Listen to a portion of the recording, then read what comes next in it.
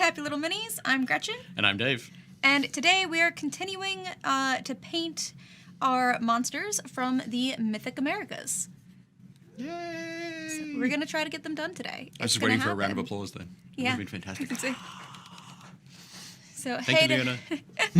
Hey to everybody in the chat. Hey, Kat. Hey, Hey, Sumkey. Hey, I could read it this time. Actually, I can't read it. I just knew it was Yes, you Sumkey. Awesome. Hey, Wayne, and hey, Byron.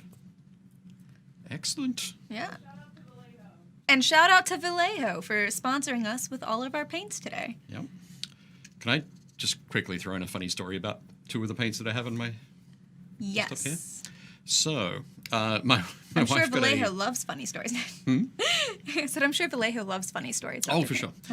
sure. Back at the start of the pandemic, the start of lockdown, that sort of thing, my wife decided to try some new hobbies, try and do some different things, and she bought a paint by numbers kit, which was canvas that we got to assemble the frame and then stretch the canvas over it, nail it in place, and then I've stretched canvas before. I would not choose to do that, but yeah, okay. Imagine if you had zero tools and you were the person who had constructed the frame itself. That was me.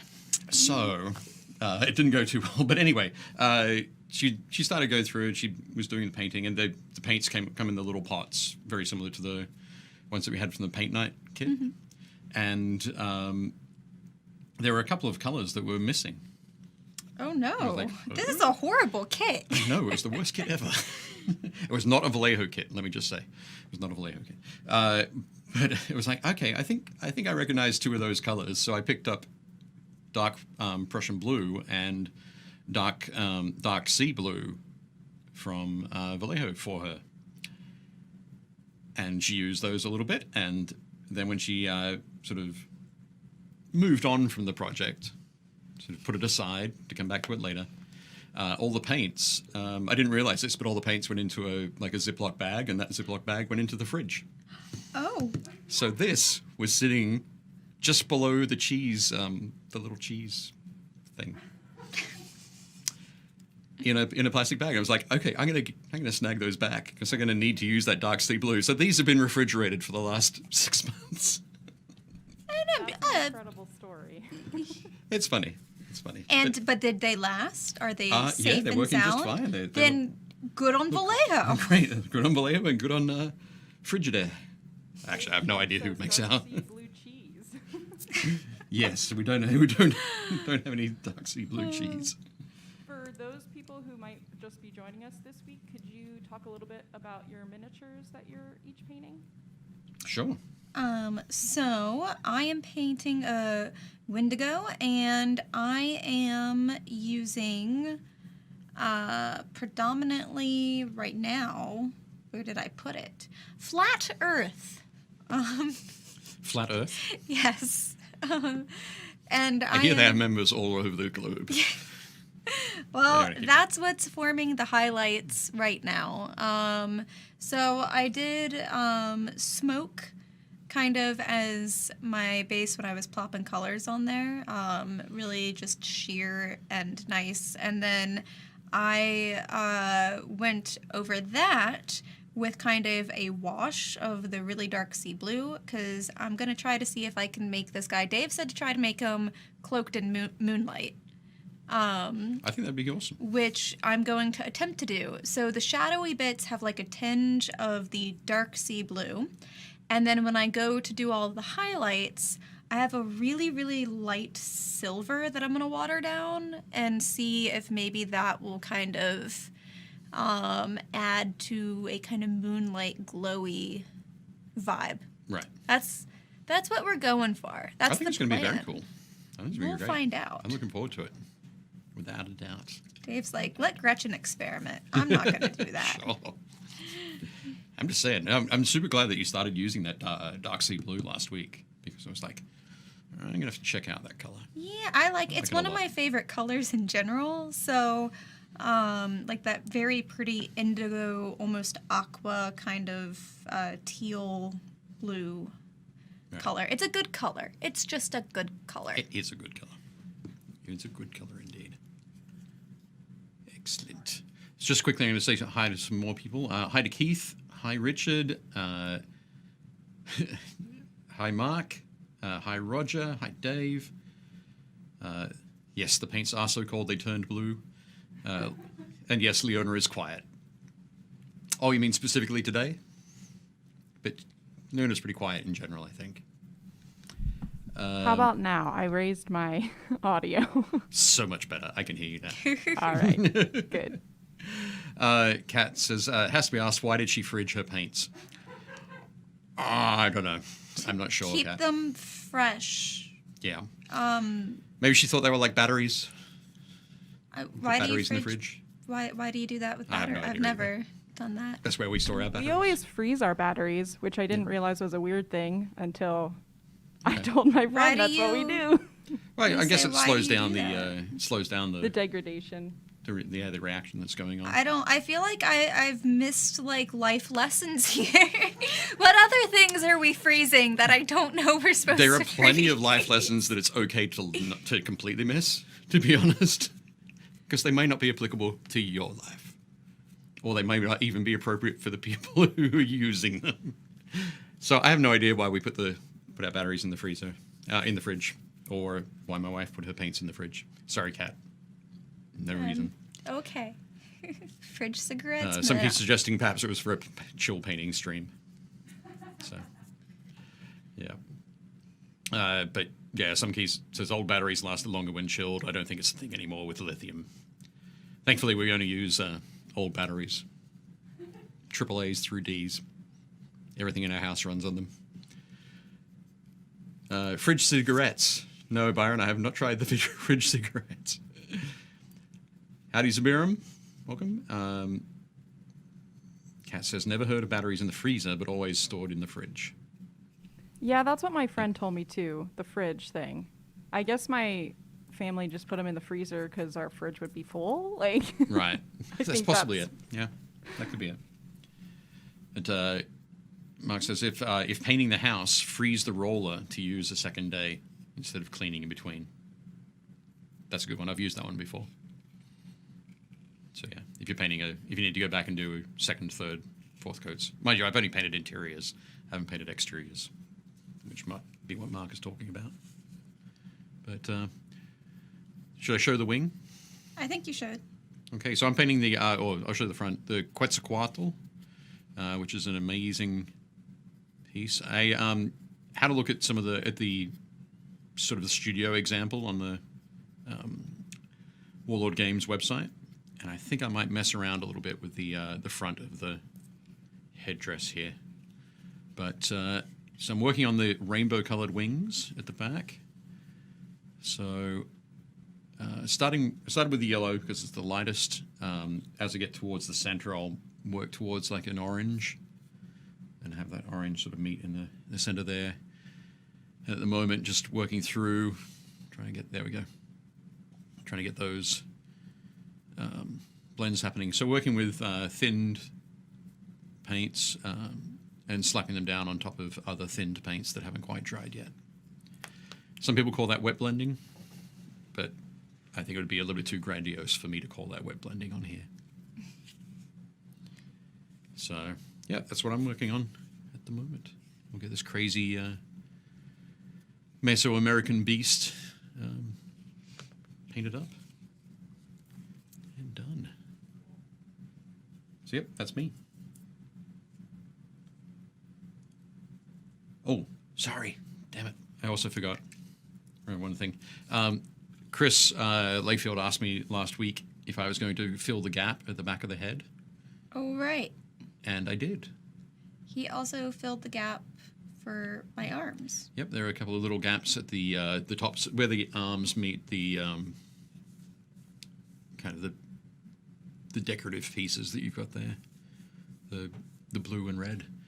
But yeah, so amusingly enough, the green stuff, I managed to mix the green stuff to be exactly the same color as the paint that I put on, which is VALLEJO Uniform Green. Let's put that next to it. But yeah, it just happened to be the same. So there's green stuff in there that hasn't been reprimed or painted over. So I'm going to just give that another quick coat with the uniform green before I do the shading on it. So that didn't take too long, which was nice. Just got to push it around a little bit with a sculpting tool and still make it look like the feathers were extending down over that gap. Which wasn't a big gap anyway, so that's fine. Yeah, I think these are coming along nicely. Somebody says Dave is always winging it with flying creatures. You are correct. Go and quickly apply that to the rest of the wings. That'll be a good way to go. We might have lost the stream there for a second. Sorry about that if there was a stuttering for people, but okay. We should be back. Hooray to be back. I'm just going to get out a little bit more dark Prussian blue and some hexed lichen, which is a cool, very cool purple from the game color range. There we go.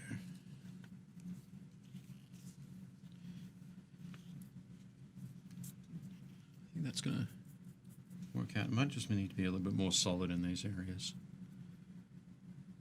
Help that fade look a little bit stronger.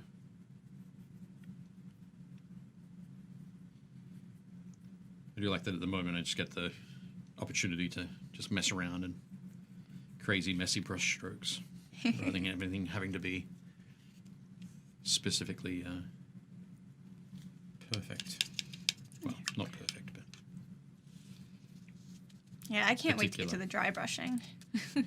Yeah, it's gonna be good. Doing a little bit of that right now, but mostly just trying to get all the brown nice and where it's supposed to be. Get that skin done so I can move on to the fur. That's not. So what button did Leona hit that knocked us off? Cool. Whatever button Leona wants to. I'll take the blame. That's fine. I have to say hi to Steve in the chat there.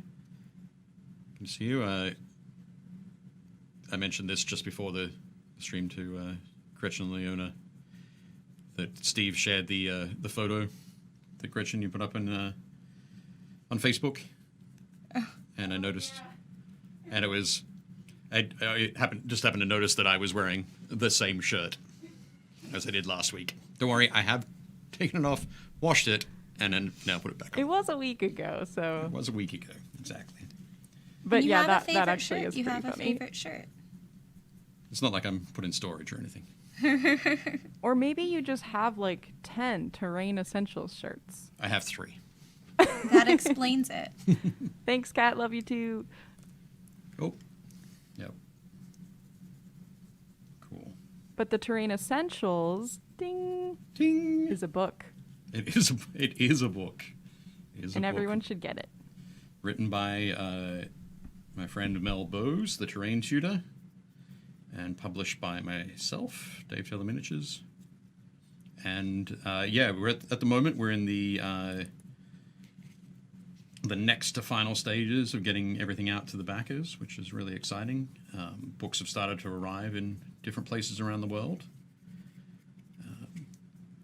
And fingers crossed by this time next week, all of the packages will have left Warlord Games Warehouse in Nottingham, England, and be winging their way around the world, which will be super cool. Very excited about that. Hopefully everybody will get that in time for Christmas or whatever holiday you happen to celebrate. But, and then in January, at the end of January really, it's going to be on sale in stores around the world. That'll be exciting. Yep. Definitely very cool. It's a great book. Lots and lots of information about making terrain, particularly for tabletop wargaming, but you could apply it to any sort of terrain building if you do like model railroad building or museum quality dioramas and that kind of thing. So lots of great stuff in there. So chances are I'll probably wear the shirt again next week. I'm just really excited. It's another opportunity to plug it. Oh, Mel's in the chat. Cool. Hey, Mel. How's it going? And Steve says... we just talked about your book, Mel. Yep, we did. It was like summoning them. Yep. So, Kat, at the moment, Bridge Distribution and Alliance Game Distributors are taking pre-orders on the book. And the plan is to have it in stores to go on sale on Friday, January 29th. So, yep. So that's the plan for US. In the UK, and for the rest of the world, it'll be Warlord Games. So if you have a friendly local game store that orders from Warlord, get in touch with them. If you have a friendly local game store and you're in the US, get in touch with Alliance. I think they're taking pre-orders at the moment. We actually have our special guest here. Oh, okay. So I'm going to add them. Cool.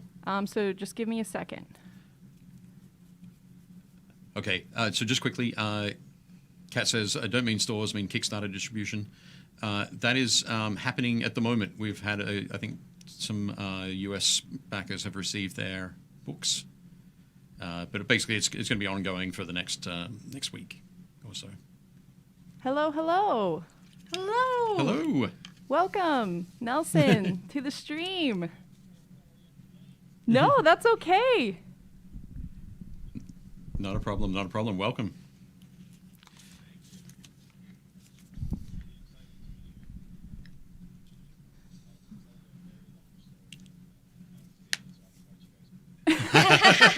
Awesome. I was actually going to ask, do you have anything that you're painting at the moment, or?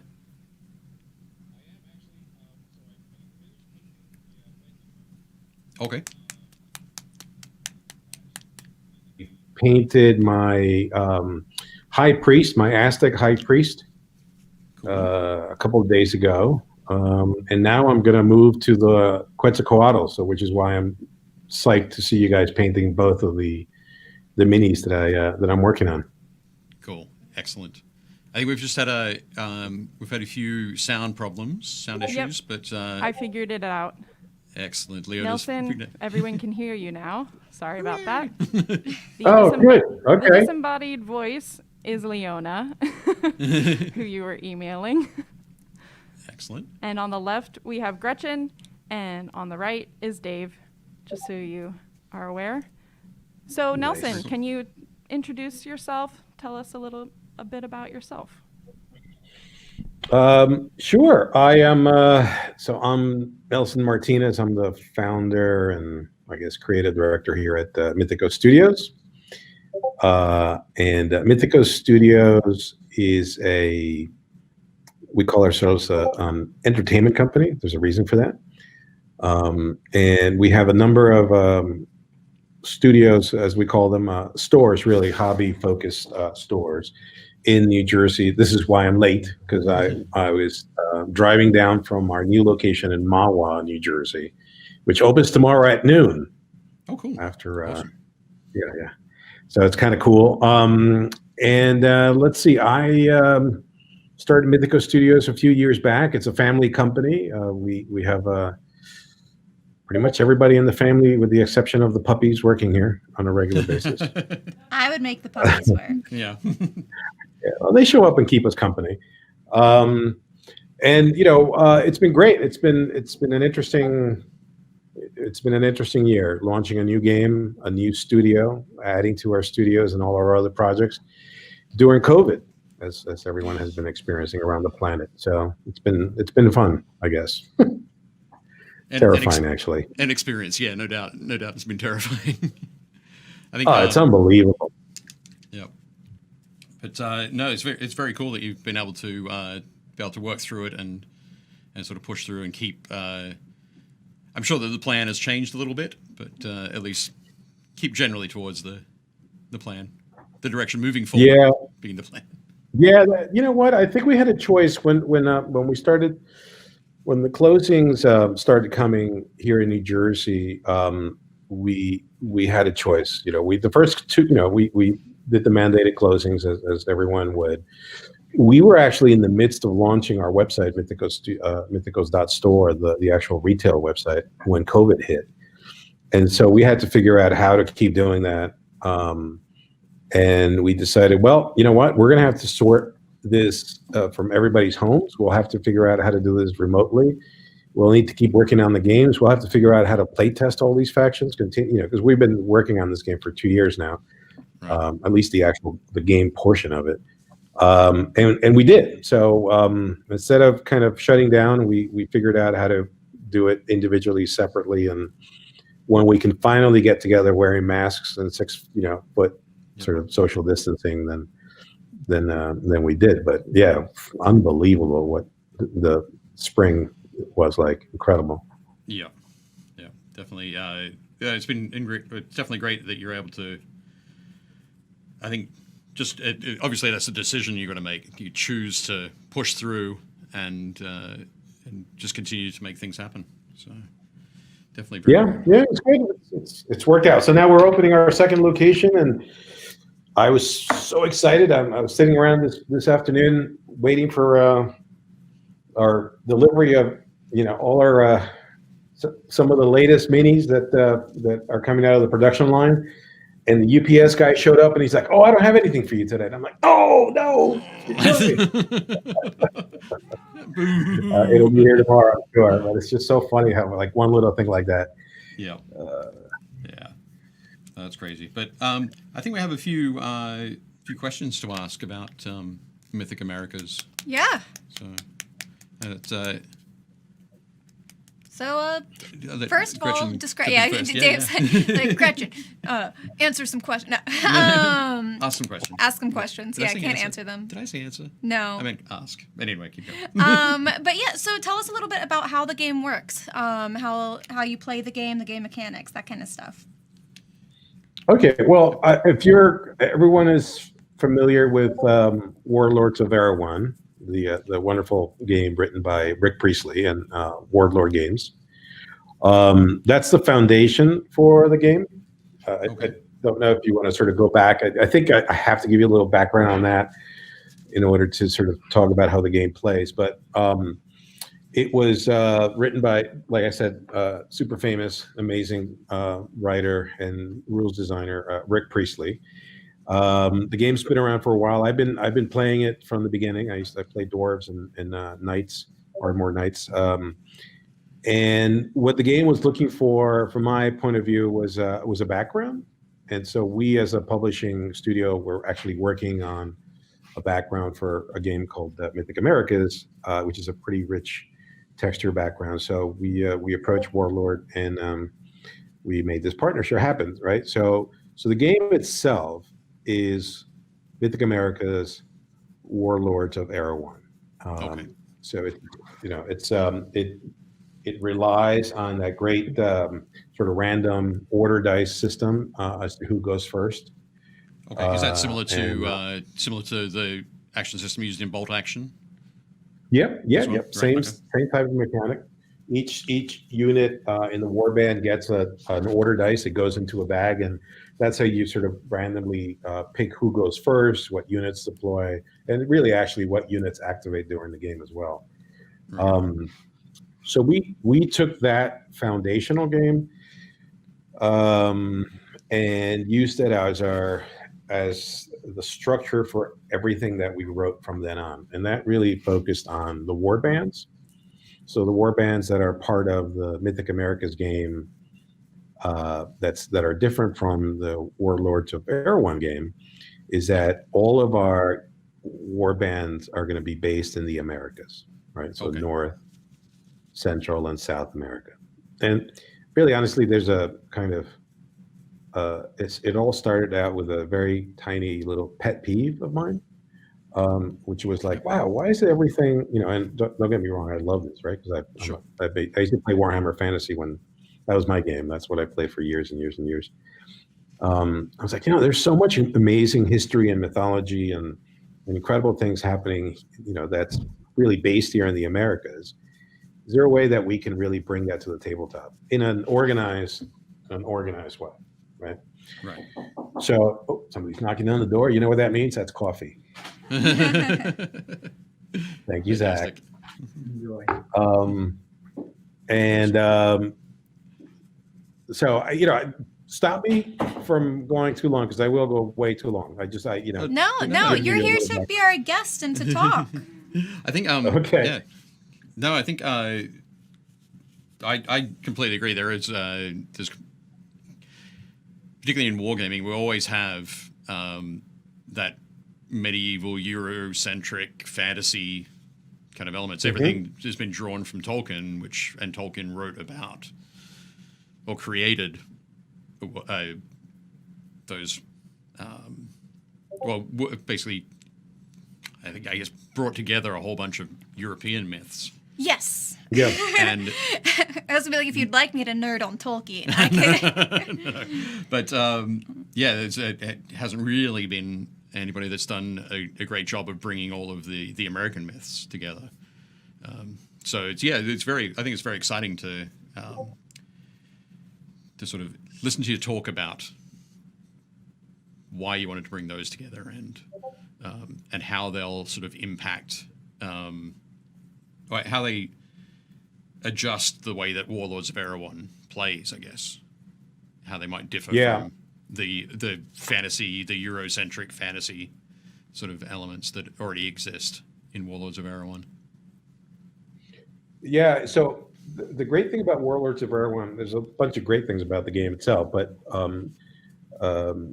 the really good thing is that the foundation, and I think this is a really hard thing to do as a game designer, and to create a system that is so flexible that you can then just keep adding factions to it is not easy, right? So I think he did a phenomenal job, and I think there's 9 or 10 factions already within the game, Warlords of Erewhon game. So, for our Mythic Americas release, we have 8 factions for the Americas, right? So North, Central, and South America. And we are launching with the Aztecs and something we call the Tribal Nations, which are it's really an aggregate of Native American nations east of the Mississippi, for lack of a better description. Okay. Yeah, and it's, we're then following up with the Incas and the Maya. That will then be followed up. I think this is all public knowledge, and if it's not, it's about to become public knowledge. Okay. It's shh, be quiet, everybody. Secret. It's the Inuit and the Taino, which is a Caribbean-based faction. Okay. We will then also have the Amazonians, which is the working name for them right now. And then we will have a confederation of west of the Mississippi nations. So that's 8 full factions, and we will also have campaign books that will include additional units for all the war bands. Okay. And so for the next 5 years, we will continue to enlarge the Mythic Americas, really the background and the pantheon of characters and gods and demigods. Right. Very cool. Yeah, exciting. That'd be great. I think. I guess one of the questions that I've got is, correct me if I'm wrong, but Warlords of Erewhon is a kind of like a rank and flank kind of war game, where you have your units are in blocks, or. Yeah, so let me sort of get it down to the game itself. So the game uses the order dice, as in the Warlords of Erewhon. It's not they're not in block formations. It's more of a skirmish formation. Okay, right. Yeah. Yep. And it's typically, depending on your warband, you're not talking about giant old Warhammer Fantasy formations. It's really more of a mid-level skirmish game. So you don't need an enormous amount of troops. You guys are painting 2 monstrosities in the game. They're the largest of the beasties. And there's actually some. I mean, these are the Wendigo has become like the poster child, by the way, of Mythic Americas. Yeah, yeah. I can see that. And well, he's not. It's not represented a lot. Neither is the Quetzalcoatl. Actually, a lot of the monstrosities are not. That's not surprising, right? Because there's a lot of Native American or just America's mythology that simply has never found its way to even popular culture. To be honest with you, there's a little bit of it now bubbling in popular entertainment. Not as much as it should. I think it's only going to grow, by the way, from here. Not just us, but just in general. So it's a skirmish game. We play with round bases. There's no rule in the game that says it needs to be round bases. 28 millimeter figures. Right. There is actually a way. No. There's a way to play not 28 millimeter, but the game really focuses on standard 28 millimeter. Okay. And you have a number of types of units, right? So you have human warrior size units. As you'd imagine, most of our warriors are humans, though there are some kind of post-death humans, if you want to describe them that way. Okay. Then you have ogre size units that are like Sasquatches and stuff like that. You have swarms, you have beasts, and you have monstrosities. In the core game, in the original game, there was also chariots and artillery. Before I forget, we also have swarms in the game. So the only two units that are currently in these initial two factions from the original Warlords of Erewhon game that were not represented in the initial release were the chariots and the artillery. Okay.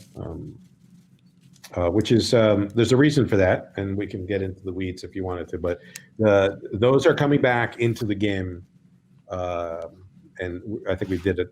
The designers did a really, really good job of figuring out how to reintroduce them into the game in a clever way. So that's your basic form of the game. Anywhere from 30 to 50 models thereabouts. That's what you're dealing with. Yeah. So not a ton to paint. And lots of pretty minis that you can spend a lot of time painting. Yeah, no, that's fantastic. I think one of the other questions I'm trying to look over at Gretchen and she's going to take a look. No, I was gonna be like, can I? Yeah, it's not written on the. Oh, it's well, not written then on how am I that. supposed to remember, Dave? I'm not sure, but anyway, no, it was going to be So obviously, there's a great deal of research that has gone into each of the different factions. When you're talking about a fantasy world, you can say, oh, here are what my dwarves are like. In some ways, they're like other dwarves, and some ways they're completely new dwarves. You can create what you like, but when you're talking about taking existing myths and legends, how did you go about translating those into fighting factions for a war game? Yeah, what's the fun researchy stuff? Yeah. So the good news is we have a number of, as I call them, overly educated, overly clever folks who work at the studio. Lots of really, educators and researchers with titles much bigger, much longer than my name. And they spent a lot of time researching the two aspects of the game, right? So to give you context, it's important when you're dealing with something like Mythic Americas to remember that these cultures, some of these cultures or aspects of these cultures are still vibrant. Yep. They've just been ignored in many ways by the wider society simply because, they're just not mainstream, right? So we had to do a number of things in order to make the game respectful of the cultures, cognizant of the accomplishments of these societies, because it's really quite amazing, by the way. And you start really living the research, it's incredible what you discover. And so we did a couple of mechanical things, for lack of a better description, as we write the game. So we created a background, a fictional background, which is the Mythic Americas, its own sort of mythology, right? Okay. the way we describe that, and this is the way we described it, is that is the stage that we're going to bring on the players being mythological creatures, and then human troops. And the human troops are all properly researched to make sure that they're historically accurate and what they wore, the weapons they use. We took some liberties with some of the units just because, hey, we get to have, do that. It's our game, so we get to have a little fun that way. But by the most part, the basic human creatures or characters are historically accurate. And so, you'll see units that are the Seneca, the archers for the tribal nations that are, what they would represent a Seneca bowman, from the 1400s, thereabouts, on the tabletop, right? And then you have all the mythological creatures, like the guys that you guys are painted. Yeah. Both of those have never really been on the tabletop as a unit to play with. I mean, I shouldn't say never, but not certainly anything that I'm aware of currently. So those are all mythological creatures, or they're creations within the mythology of Mythic Americas. Does that make sense? Okay, sure. Yep. Yep. Yeah, it does. I think. I guess for my question was a little bit of an odd one. It was because you can't take the talk about the fighting prowess of the Quetzalcoatl from historical texts because it's a mythical creature. So right. That's where you have that. I guess that's where you have that flexibility to create a particular approach, an approach for it on the tabletop that is specific to Mythic Americas. Yep. Yeah. So I'll eventually get to why the thing has spider legs. The Quetzalcoatl leg. We got that question too. Strange enough. We were coming. We were going to come back to it, but get out. Good. Save it because there's a good explanation for all of this. Cool. It's kind of cool that if you research a lot of these cultures, and then actually you expand that research to a lot of these cultures around the globe, you will find some common themes, right? So the common theme that we chose for the game, and then Mythic Americas is one of 5 books that we're going to be publishing. Okay. So the common theme to tie all of these factions together, obviously, how do you tie an Inuit to an Inca? Yeah. Though there was some trading that really went continent wide, and throughout the whole hemisphere. Inuits were not hanging around with Incas, right? Yeah. You have to find a way to connect it all. So the thread that ties this in the lore, in our lore, the Mythic Americas, is this idea of balance and universal balance. Okay. Which actually is a fun thing to have if you're writing a game. This notion of balance is kind of key. Yeah. And it puts 2 sides on the in order to keep this balance, and it's called the ever-living and the ever-changing. Sort of the ever-living are the forces of nature. The ever-changing are exactly what you would imagine the name to imply. They're the forces of chaos and change, the things that drive evolution and, in essence, control life on the planet, right? So those are your 2 opposite polars that are represented in the game. Those are that's part of the umbrella that allows us to do something that's really important to this game from a design point of view. There is no good or evil in Mythic Americas, right? So, okay.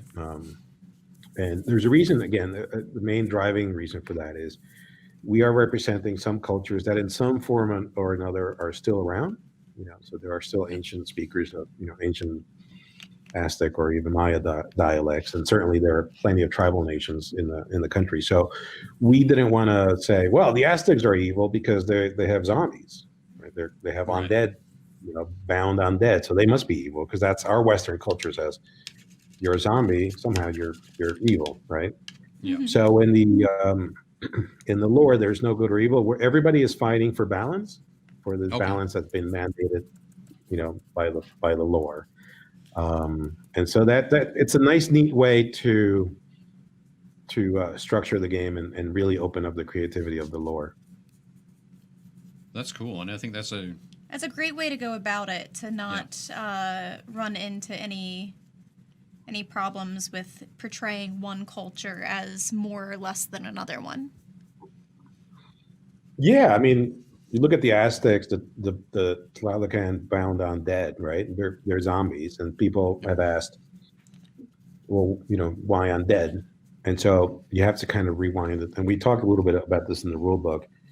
And we'll be able to expand on this. We're actually publishing our first novel in late spring, early summer, based on the Mythic Americas. And so the Aztec warband has the ability to bring undead to the table, because obviously Aztec culture was making a lot of human sacrifices. A lot of these cultures were making human sacrifices. But if you think about it from the point of view of our Western point of view, right? Yep. Well, if you're sacrificing humans, you must be evil. But it's completely not the case. The Aztecs were sacrificing humans because they thought that they were in a fight to save humanity against the forces of darkness, as they saw it. And the best way to keep the forces of darkness at bay was to make the ultimate sacrifice. And that ultimate sacrifice was human life. And so they would sacrifice droves of people, prisoners, volunteers, quote unquote. Though I never believed it. It's hard to believe anybody volunteered, but let's just assume they did. Yeah. It was really part of their belief that they had to do this to keep the darkness at bay. Very briefly, right? I mean, it's much deeper than that, but at least you get a sense of that. So for us, from dealing with the mythology and then marrying it to the fantasy variation, which is the worlds of Mythic Americas, it made sense to give them that ability to mess around with death, since there was so much of it as part of their culture.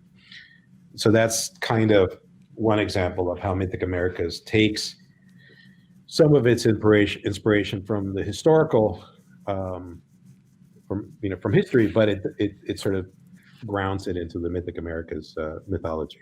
Right. That's great. That's very cool. Very exciting. I think it's something that we've been thinking about, wondering how you were going to tackle those sort of those issues, those sort of approaches. But that's definitely great to hear. Yeah. It's. Sorry, I was just going to say just quickly. I'm just going to jump to the chat for a second and head through. We've got Byron says that's what I wanted to publish, but as a tabloid form. Byron, which particular part? I'll have to track that down. Melissa said, "I thought you were painting minis. Those things are huge." They are indeed. Somebody says they aren't miniatures; they're maxages. But Kat says there's a terrific way to approach it, especially in this tumultuous year. Neither good or evil, but balance. Wow. So definitely a thumbs up. You'd be amazed from a lot of us. So one of the things that I again, by the way, I'm so appreciative that you guys invited me, but I will bore you to tears, right? I'll just go on. But I figure you guys are painting, so you just need white noise in the background. And so balance is the overall kind of umbrella theme. And the balance is kind of, like I said before, is a good thing for any game to have a balanced approach, right? Yep. But the way we took Warlords of Erewhon, I think a step further. And this is not a criticism of the original one at all. Actually, I think it's something that anybody who played Warlords of Erewhon, always experimented with anyway, was that we wanted to encourage balance in gameplay from before you put a single miniature on the table, right? So in order to do that, we really spent a lot of time and effort designing the scenarios and the way the scenario system works, and how those scenarios really drive how you choose your units for your warband, right? So we having played, I don't know how many different kinds of games, and still play a bunch of different kinds of games. One of the things we didn't want to do was to allow the meta, that horrendous term. I'm with you. Everybody uses. Yep. Yeah, everybody uses it, but I particularly hate it. But I understand why it's there. I get it. Yep. what was not, we didn't want to have, you know, a typical Death Star army that just somebody invented, put it on the internet, and I'm not saying this is not going to happen, right? Because human beings are incredibly good at breaking systems. Sure. But the idea is to avoid that at all costs or as much as we can. And so we introduced this new way of playing scenarios, and it's a multi-level, so there's a primary scenario and there's a secondary scenario. And there are things that we introduced in the game that give your warband the ability to sort of cheat the game a little bit in minor ways that gives it yet another random aspect to it. It also, you know, it's very, very simple to use. And what it does is it took the game, and in all our playtesting, it forced you to really create warbands that will need to play to a variety of game scenarios, because it's never, you know, the combinations are not always going to be the same. You're never just going to line up in front of each other and charge each other and fight, right? The cool mechanic that I think is sort of like the driving force behind that is, again, the notion of balance. So when let's say you guys are playing, so the tribal nations and the Aztecs against each other, before you start the game, you don't know if you're representing how you're fighting for the balance on Earth. Are you fighting for the ever-living, or are you fighting for the ever-changing? Again, neither is evil. There's just two sides of one coin trying to maintain balance on the planet. Right. So you roll, you randomly decide who gets what side. So right off the bat, you have to be able to recognize that you may be ever-living or you may be ever-changing. Those open up different magic spells. So if you're a tribal nation, you will have access to ever-living magic spells only if you happen to be representing the ever-living in that battle. You can't use the ever-changing spells. Yeah. Right. So it affects a lot of stuff, including all the scenarios. It affects your magic. It may actually affect what some of your units may be able to do.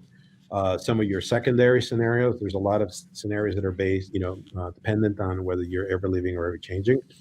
And that multi-layer approach really ensures, from what I've seen, most of the armies that I've seen, aside from a few of the guys who like really spent some time putting some wacky armies together, which is great on the tabletop, and sometimes they win and sometimes they don't. It's really it really encourages a balanced approach. Right. And so that's very, very new to Era 1, and I think actually it's something that we will continue to expand so that the existing warlords of Era 1 warbands can also use that approach. Okay. Which I think is cool. Yeah. Yeah, I think I'd like that for sure. It's even initially when you started talking about it, I was thinking it was kind of like an attacker defender kind of thing for the scenario, but really it's not that at all. It's you're going to adjust the way that your units can operate on the table, the spells that you get, as you said, and I think there's a lot of it's a new layer where you can create a lot of differentiation between units, between factions, and that kind of thing. Yeah. So yeah. Cool. And your the monstrosities in the game are, first of all, I'm much older probably than the two of you put together, I bet. I used to build. That's a nice thing to say. To me. Lots of resin models. They used to call them garage kits when I was a kid, right? Yep. And big resin models and vinyl models, if you remember the vinyl models that used to build. And so I always thought monstrosities on the table, even if you don't play the game, you want to paint them Quetzalcoatl or a Wendigo, right? So, and monstrosities should be freaking huge, I thought.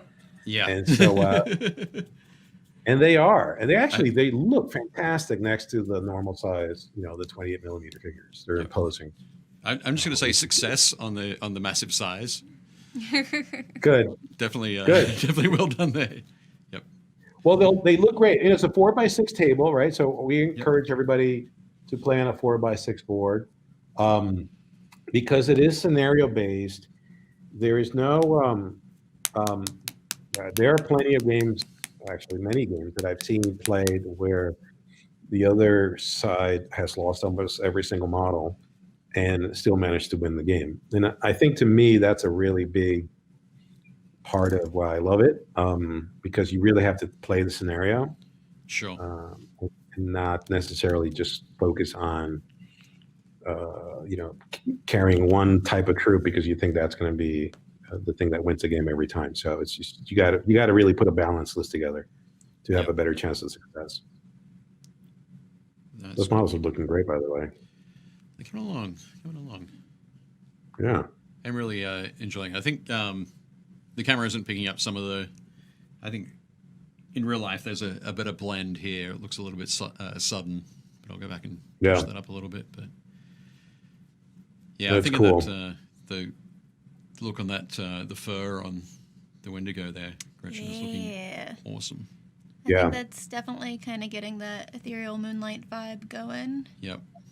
Yeah, definitely. Hopefully that'll... Looking very cool. It looks soft. It looks like you'd want to snuggle it. Sure I think would. there's a story in the rule book where I think he manages to rip off the spine of somebody. So he's sort of soft until he gets close by. He's a shapeshifter. Right. He's actually a great. His background is amazing. That's the one thing that I was telling people,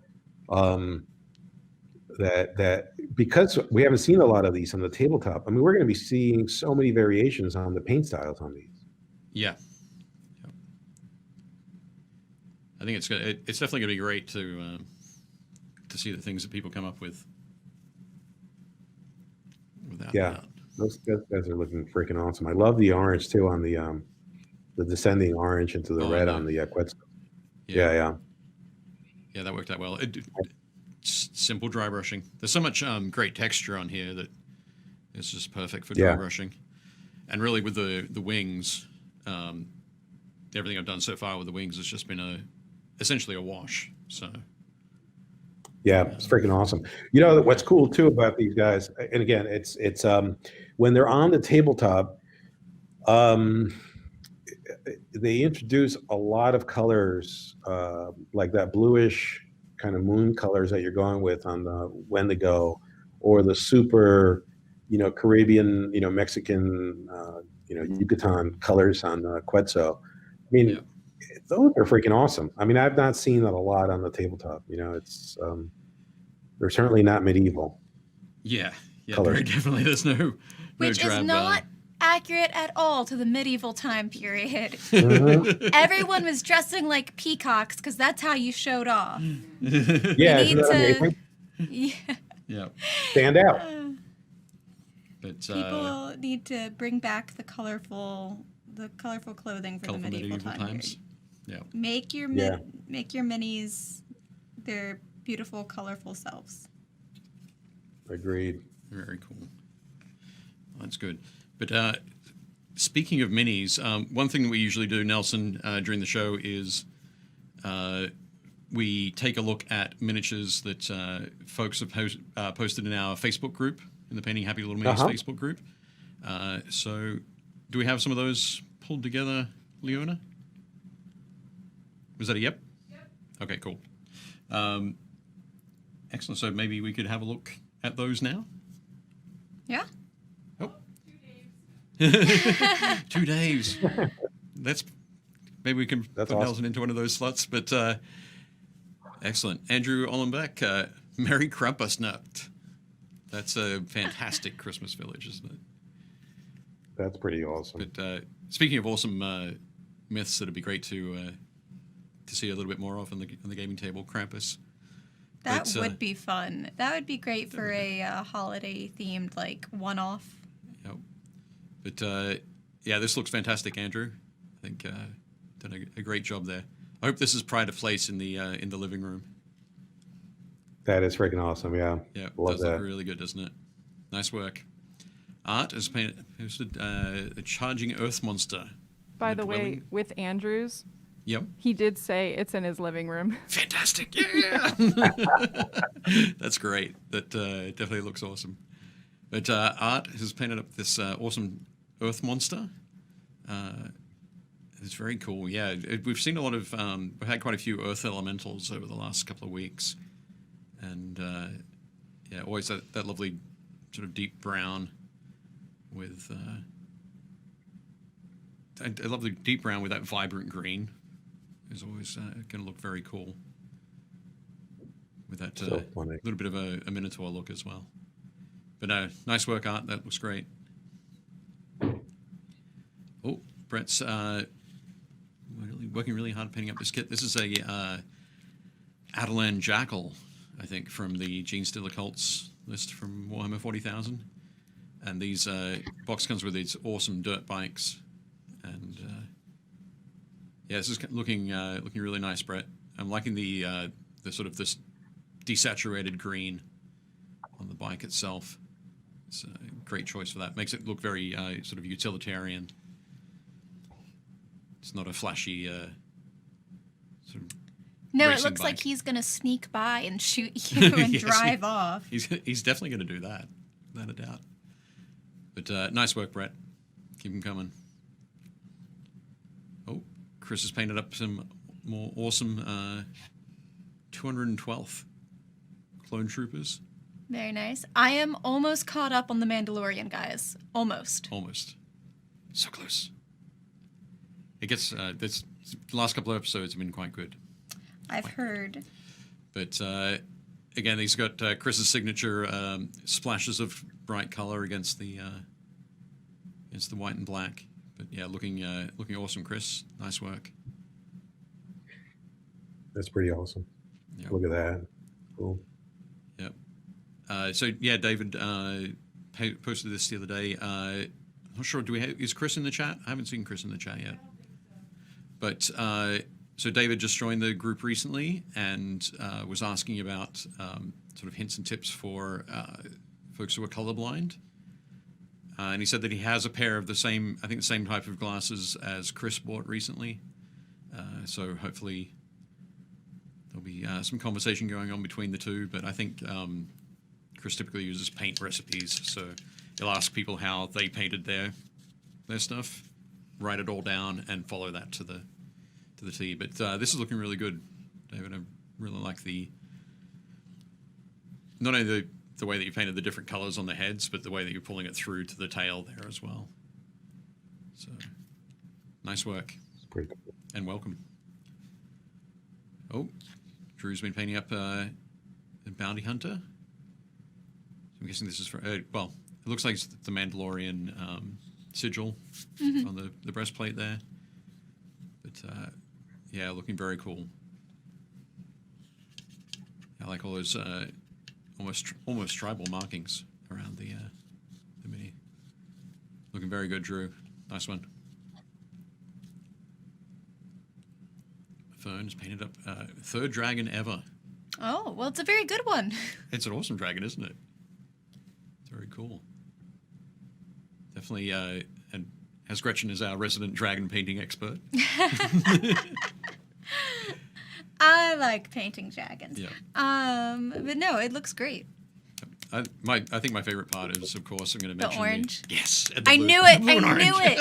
The orange and the blue. Yep, the orange and the blue there. It's a very subtle orange, which is just perfect for that sort of setting. Everything that you've got around the edges of the membranes there is looking really nice. Great work, Fern. Excellent. Craig says, "Don't tell the rogue the soup comes with free bread." Fantastic. Greg was had a couple of other posts, I think, in the group this week. One of them was asking about ways to make different things pop a little bit more. And I think this is a great looking mini. I love the sort of the tans and the red there, and because those are kind of desaturated, the more saturated blue there is popping really nicely.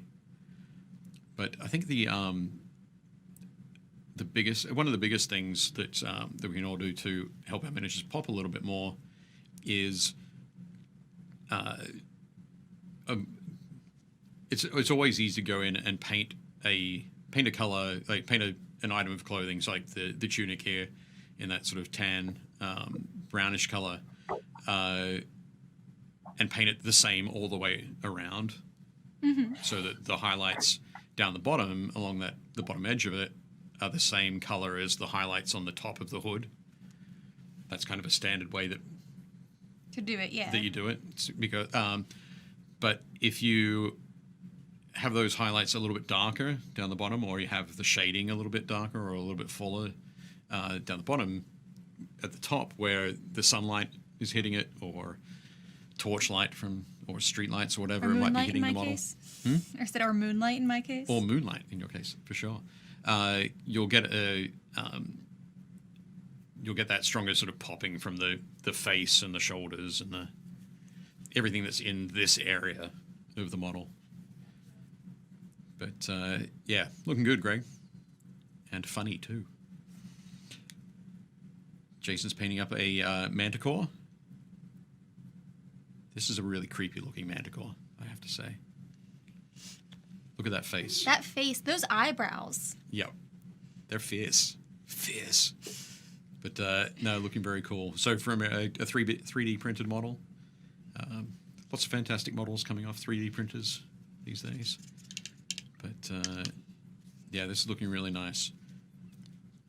I'm also really liking the through the mane there. There are a whole bunch of spikes that are then being sort of blended back to black at the tip. Looking very cool. Nice work, Jason. Great. Last one for now. Jody's painted up some undead vampire dwarves. I think I commented on these on the group as well.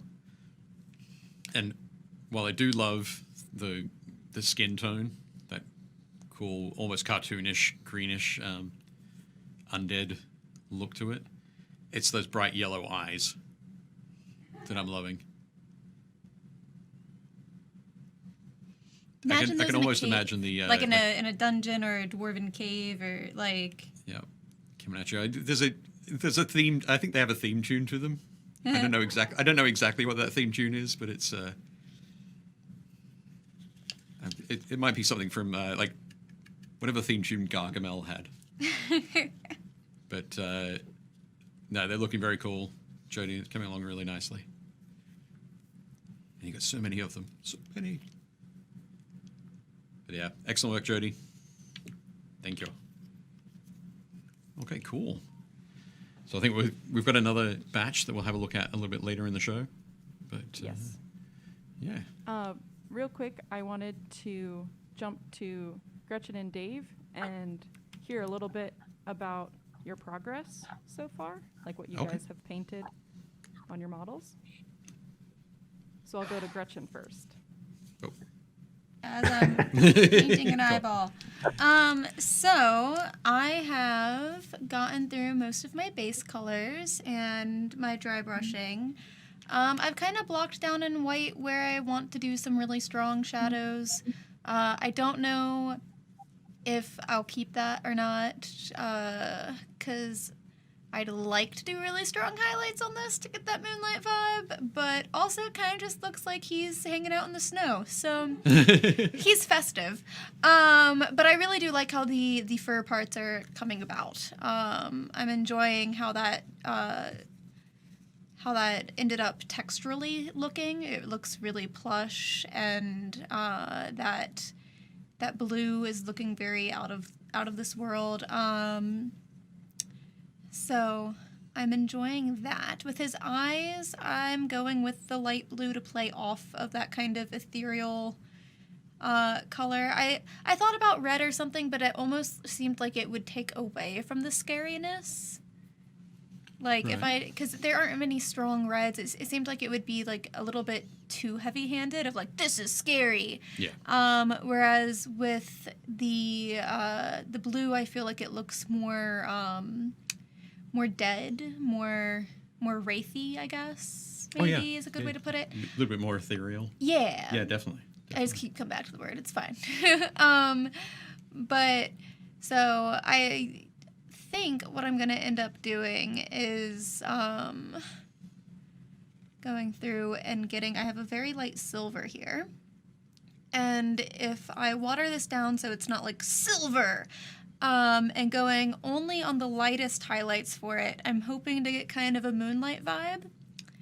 And if it doesn't work, then it'll still look spectre-y. Yeah. But if it does work, it'll look cool. And then I might darken up some of the areas near the feet to just kind of make it look like the moonlight is coming, more direct lighting. So we'll see if that works the way I intend. Either way, I feel like it's going to look cool. Yeah. No, I think it's looking great. Very nice. Very nice. Okay. And there we go. So, yep, we've gone through and painted all of the rainbow progression on all of the wings. The back there as well. So I think the next step here is just to go along and and start to make those blends a little bit smoother. As I said, under the camera there, or under the lights, they're a little bit extreme. So I'll see if I can soften those a little bit. But yeah, just quickly, I thought I'd run through the colors. The yellow is sun yellow from the game color range. The light green is uniform green from the Panzer series model color range. I like that because it's like a saturated olive sort of color. It's not too desaturated, but it's not over the top bright green. Well, it's working really well here against that white. Warm green. Yeah, it definitely is. Then the blue is going through mixing the uniform green into dark Prussian blue there from the monocolor range, and then up to Hex Lichen from the game color range. And then the orange in the center there, there's a little bit of shading, is Orange Fire as well from the game color range. But yeah, so having some fun with those, with that, and the inside as well. As I mentioned, there's a lot of texture there. So occasionally there are a couple of spots on the feathers where I'm just going to have to go back and touch up a little bit, where I just missed when I was brushing over with those. But otherwise, up with the awesome feathered eyebrows. And goatee in this area here, I'm going to hit that with a dry brush of the uniform green, and then mix in a little bit more of the sun yellow, just to pick those edges out. But I think by painting in, basically the shading I've done up here is with the dark sea green. Dark sea blue, which has that greenish tinge to it. I've kind of done that in a fairly random sort of fashion down the back. So Kat had commented on that earlier, right, and said she really liked that. Yeah. The shading helped, I think, define that plumage. Yeah. Just that solid color. It had a lot of texture to it, but just putting that flat, solid color over it wasn't highlighting that texture to its best effect, kind of thing. So yeah, putting in the shading and then the dry brushing over the top will help with that. It is always great to have a camera and then have it up on a monitor and this at 10 times the size. I can see all the bits that I've missed. But yep, that's coming along. I think a little bit of yellow into the goatee as well will help. And then I've got the fangs to pick out. And it'll be done. Hooray! So we're almost there. Yeah, it's been nice having bright that is. a two episoder. Yeah, that's something as well, Nelson. We usually paint up a miniature or two over the course of an episode. Yeah. But obviously these ones we were not able to get done in a single episode. Yeah, they're big. Yep. But it was definitely cool to be able to play around with these for sure. They look awesome. Yeah. They really do. Just gonna... It's always fun to see ideas become solid, right? Yeah. Yeah. It's kind of cool. Huh. That sort of that tangible reality. I guess that would have been the fun part as well, working with Warlord Games in the UK and going back and forth with ideas and drawings and concepts, and then getting to see the sculpts come through and all of that. Were the sculpts organized by Warlord or by Mythicos? Both. The way it's funny. It started out where we were doing things kind of on our own, and we would send stuff to each other, and then it turned into more of a symbiotic relationship, which I thought was great. So it was a bit of both. We Paul Sawyer has really gotten very involved recently to our great benefit. He's done an awesome job working with the sculptors to design a lot of the miniatures. So in the beginning, we were doing everything at Mythicos. We were, designing, doing the research, putting the design briefs together, working with a few sculptors. And then when Paul came on board, he's done a phenomenal job of tying it all together very, very nicely. So it's been awesome. It's really amazing. Excellent. Yeah, those look great. I'm actually play testing tonight. Oh, excellent. Are you going to who's on the tabletop? I think I'm running. They always give me the units that need the most work, right? So okay. I can get my face smashed a little bit, and so I think I'm playing Inuit tonight, which I almost are. I think we're there with the play testing. There's some really, really freaking amazing miniatures coming out for that, and just sort of blown away. And the army plays very differently. The warband plays very differently to the other warbands, which is cool. It's interesting. So I think that's what I'm playing tonight, Inuit. Okay, excellent. Yeah, that's cool. So, do you have any details for us about when the sets start to release? Is it in January sometime? Or? I know that we at the studios, so at the two studios here in New Jersey, we're getting our grubby little hands on all the collector edition box sets next week, Friday, I think. Okay. And so I know that a lot of the pre-releases have started to ship.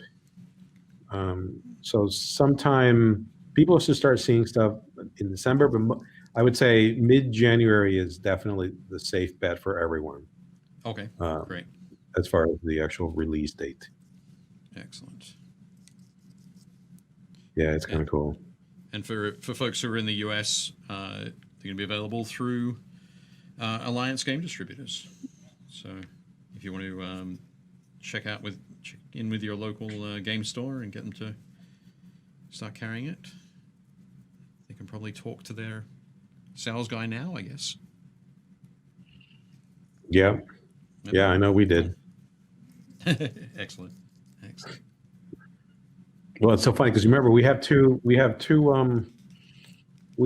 sides, right? We have the studios, and the studios are run by, we call them community directors, but they're in charge obviously because we work with Alliance on all our on the studio side of the stuff, on the retail side of the business. So those conversations were being had on that side, and then of course we in the design studio we get to work with the Warlord guys directly. So that's how we get our hands on the miniatures. They come out of the production. We get to cheat the system. Right. Yep. There's going to be some advantages, right, for creating anything. At least you would hope, right? You would hope. Yeah. Definitely.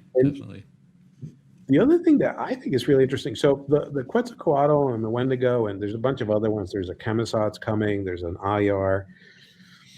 There's every faction will have one or two monstrosities. Yep. But I was hoping that so take the Quetzalcoatl. The Quetzalcoatl can be represented as a Maya form. I think I'm laggy. Okay. we still have you? No. Oh no! Come back. Sorry, I'm for some reason I'm laggy. So the Quetzal is going to be either Maya or Aztec. Okay. So right now you're holding the Aztec version of the Quetzalcoatl. Right. And how does the model differ for the Mayan?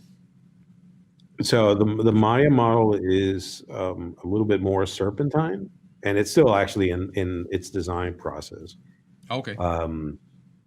But it's a little more serpentine in sort of its aspect. It's not as bulky. Okay. And does this it model, does it have the spider legs? No, okay. It does not. There we go. It does not. It has other things. Right. Okay.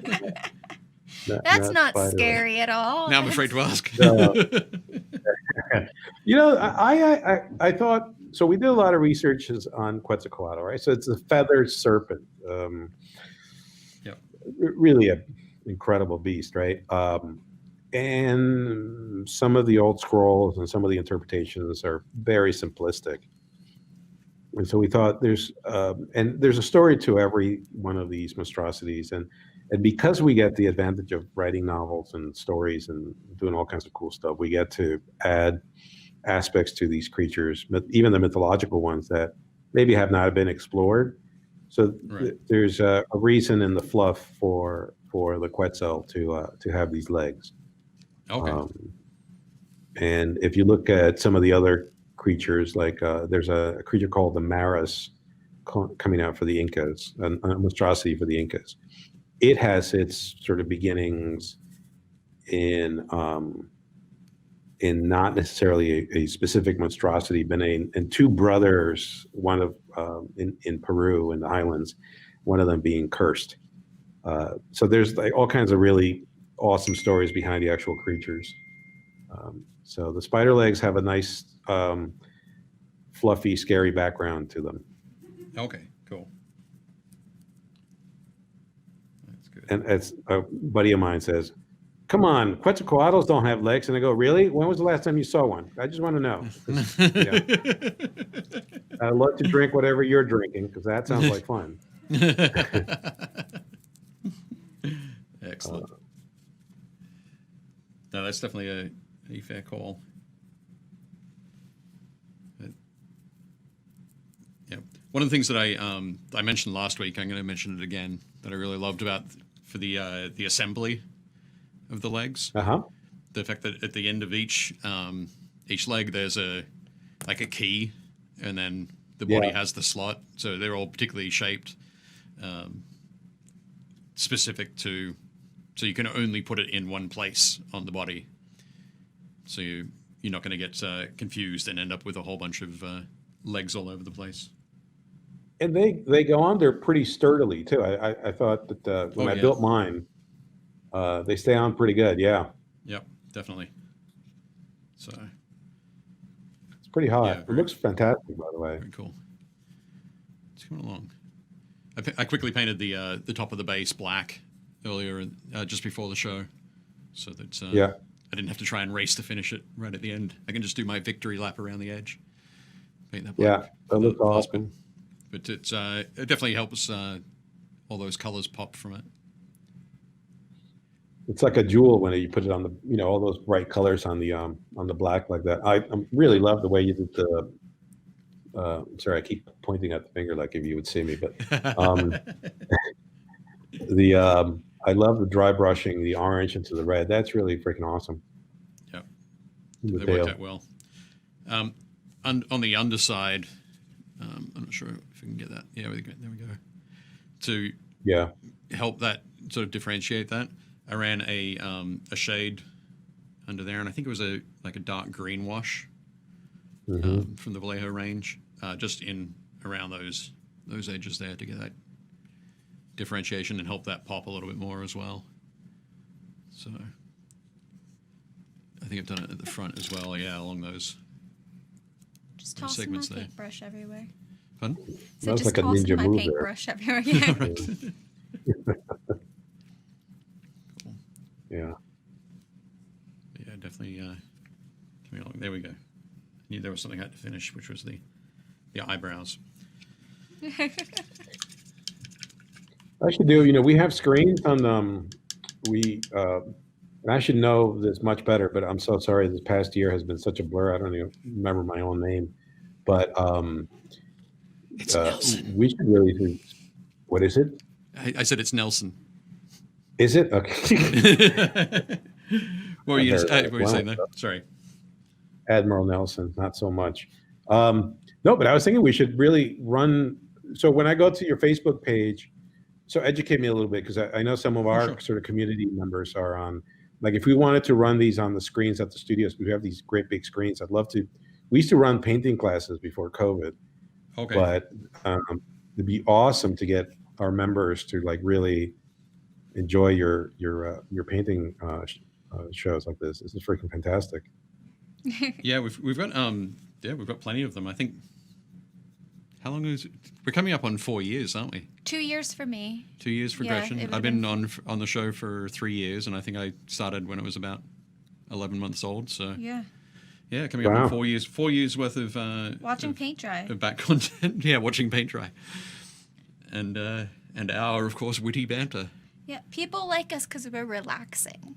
Yeah, that's what I have been told, and I choose to believe that. Yeah, definitely cool. But that'd be great. I think there are quite a few stores that do put the show on either when it's on, or they run it from YouTube later on. Yeah, so we. Yeah, that's great. I apologize for not being on it earlier, but that. Oh, that's cool.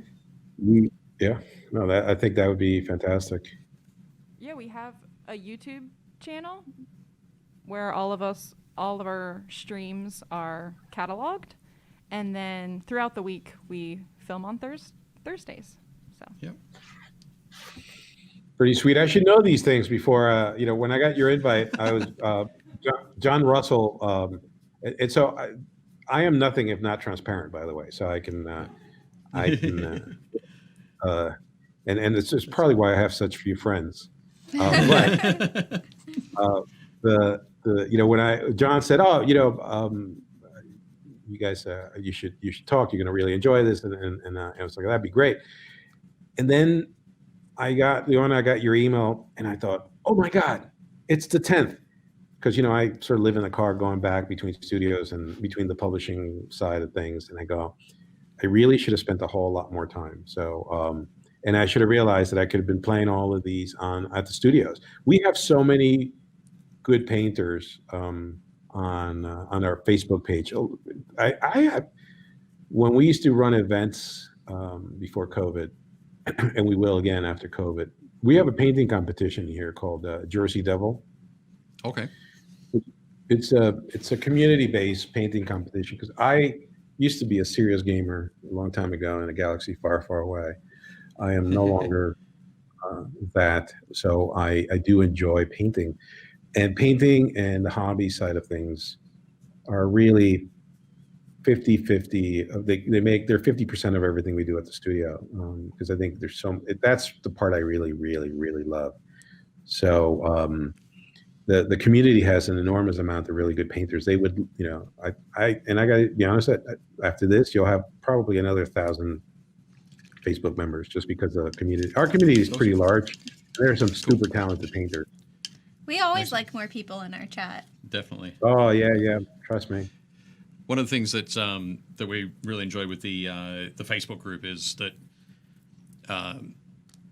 if anybody's got a question, or if they're curious about how they can take their painting take the next step with their painting, they'll post a mini, ask questions, and there'll always be somebody who's ready to sort of step in and offer some advice or some help or that kind of thing, which is really cool. So I wonder if there's a way we can just pin the time slot for when you go live on our Facebook page, so that people can just link to your Facebook page, get it. I'll talk to the guys, because that's definitely something we should do. Yeah, definitely. We'll definitely talk about that. That'd be great. Good. That's beautiful. Great. But yeah, we're definitely having fun with these guys. I think you can see there the way that the shading and then the dry brushing back over that texture has helped. It's not it's given a lot more dimension to it, but it's not. It hasn't made it look regular. Yeah, what's the dark? Which color is the dark red? The darker maroonish red. I mean, that the one. body, the main body. I think I started with burnt red from the model color. I do need to go and pick up some more of this. I've got like a few drops left at the bottom, but yeah, pretty sure it started with burnt red, then dry brushed up with some bloody red. Mm-hmm. And then for the final bits, I would have added in some orange fire. Yeah, that looks great. And then certainly for the face, I took it a little bit higher, and I think I put some yellow in there as well, so that when I painted the tongue purple, there'd be a nice little sort of vibrancy going on. Yeah, it looks really, really good. Thank you. On the Wendigo, what's that blue? What's the base blue on the fur? So the darkest bit of that is dark sea blue. And then the base that I actually did first was light green blue. So I used this kind of desaturated mint color, I guess I would call it. And then after that, I did a kind of wash of the dark sea blue because I want to try to get that nightimey kind of look, that spooky vibe. And then on top of it, I did a dry brush of the ivory with silver at the very, very top. So it'll hopefully kind of looks like it is just enveloped in moonlight, and there's a little pearlescent kind of sheen to it. Yeah, that's mostly awesome. mostly in the highlights there. So that's definitely he looks great. And look like he could be in a forest. That's what I was going to say. There, you know that sort of really famous painting of I don't forget the artist now, the white birch background. It's all sort of mostly black and white with a little blue. There's wall hiding in between the birches. He looks like he would be stalking somebody behind those birches. That he'd look amazing in there. It's kind of moonlit. Beautiful. He looks a little wintry, which tis the season.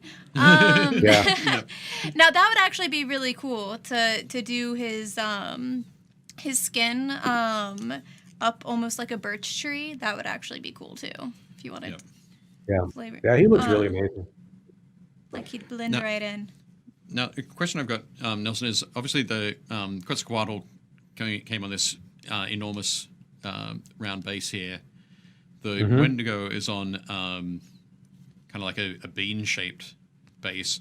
Does he have a like a normal base size? I know you said it's all round bases. Is there a specific size that he should go on, or? Yeah, and so I'm looking at your version of the Quetzal. So that's an 80 millimeter round base at least. Oh, I think this might be maybe like which one? 100, 120. The Wendigo. Yeah, yours is 120, right? Yeah, I think so. I mean, the Wendigo might actually fit on 120 nicely. Where they do benefit as well is the more you can add to the base, because they're sizable, right? So how you base them, you can have a lot of fun with making they're almost big enough to be their own little mini dioramas in a strange kind of way. Yeah. Well, that's what I was thinking is, like, because he has the claws out like that, they could almost sort of turn them slightly and have him pushing trees over, like wandering through a birch forest, pushing them down. Could look great. I'm gonna have to mess around with that.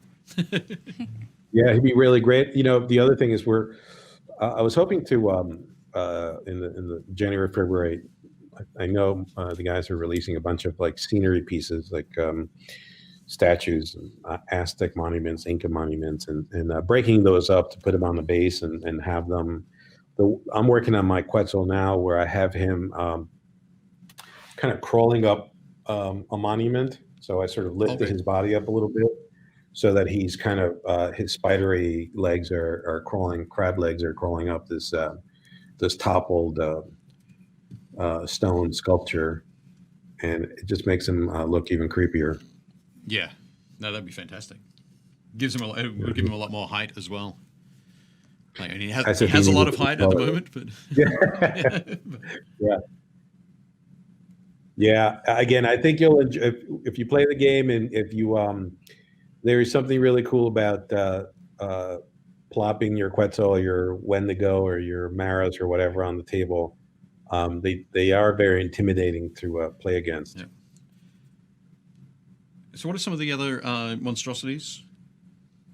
And so like there is. Yeah, so we have there's an IR, which is an IR is another Aztec monstrosity, and he is an amalgamation of decomposing creature body parts. Okay. He chucks mostly corpses at the enemy. Right. Okay. As you do. He's actually he's got a nasty aura that, strangely enough, attracts sort of other units so that you can pounce on them easier. He's of all the monstrosities,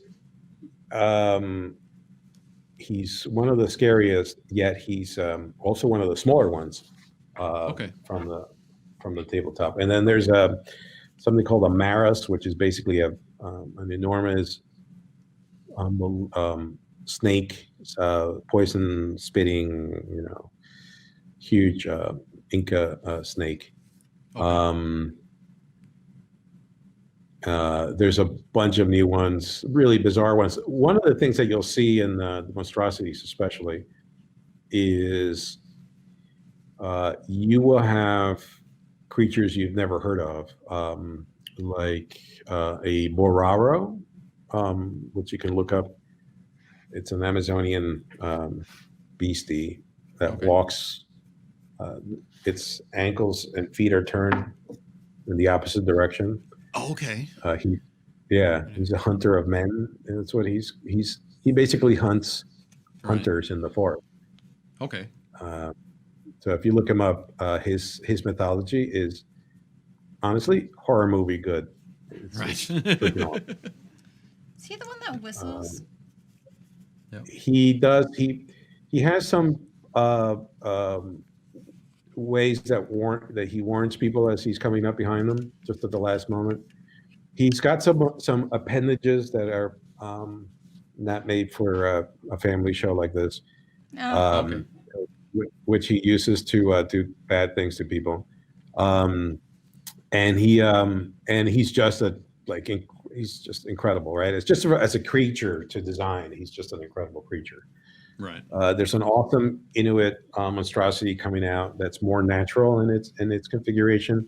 It's more of a giant version of a beast, which is going to be a gorgeous model to paint. You're painting the Wendigo in that winter kind of coloration reminded me of him.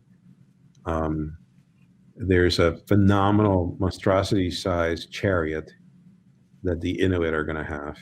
Okay. So there's a lot of. Part of my goal certainly was to introduce people to new mythology and some of these new monsters that most of us are not familiar with. Yeah. And just have new models on the table. I think that's definitely cool. It's one of the things I was going to say is what monstrosities or what things in that monstrosity scale exist in the like Inuit lore, and other things I didn't. Just because you're exactly right, I'm not at all familiar with them. Yeah, it's funny. One of the advantages of from a creative point of view, right? So I like to tell people I went to art school back in the 80s in New York City when it was still fun to go to New York City. And there's a lot of really sort of whacked out art that we did in art school. And when you start looking at some of the mythologies from around the world. You start discovering things that aren't just popular. So if you do a quick search and you look something as generic as a dragon, right? Yep. Because we had to do this because we're doing, like I said before, we're doing 5 books, right? So we have Mythic Americas, Mythic Asia, Mythic Africa, Mythic Europe, and then Mythic Earth. Okay. And Mythic Earth is the last book in the series, and it allows you to play all of the factions together. Right. Okay. Each book will have 6 to 8 factions. So, we're talking thousands of models here, right? In aggregate. But if I was looking up dragons, and dragons have been everywhere, right? It's not just a European thing, or you think the other very common dragon is the Chinese dragon, for example. Yeah. But Africa had a ton of dragons, in their mythology, which I think is really fascinating. So, lots of new beasties for the tabletop from these 5 books. Yeah. In the next really 6-7 years. That's great. That's very cool. And I think starting out with just that plan, knowing how you're going to set everything all the way through, gives you a great framework to work around, to work within, and I guess you still have the opportunity to sort of push it a little bit as you're going through. Oh, definitely. There's no reason, by the way. Again, we mentioned Tolkien before, right? So he did us all a great service. He introduced us to all this sort of Norse and Norwegian and sort of Northern Europe mythology, which, by the way, found itself into every category of entertainment, right? And if you start delving into non-European mythology and even some European mythology, so Mythic Europe, for example, is going to have some of your classics, but a lot of it is going to be based on the lesser known monstrosities and the lesser known cultures in Europe, because there's a lot of other creatures and characters and historical figures that we just don't hear a lot. I describe it as they weren't the winners, so you don't get to hear about their stories and their mythology as much as you do the cultures that won out, quote unquote, right? So the dominant cultures in Europe, for example. Yep. It's just a fact of history, I suppose. Yeah. Definitely. So we want to bring this to the forefront. Oh, that's cool. That's looking super scary. Just want to let you know. It's looking back. Yeah. Keep it on that side of the room. Keep it on that side of the glass. I like how you got all of that feeling and mood in the eyes so quickly. I mean, I say quickly, not it takes obviously talent to do that, but it's just looking at the eyes, they suddenly became incredibly threatening. Yep. Get all the shadows. Yeah, the shadows. Really amazing. Yeah.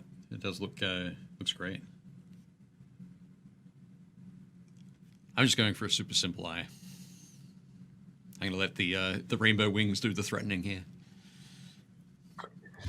And the tail and the legs and the giant fangs and yeah, those things too, but mainly the rainbow wings. The legs would do it for me. I'd see the legs and I'd be like, nope. Nope. So one thing for folks who will play the game when the game comes out, I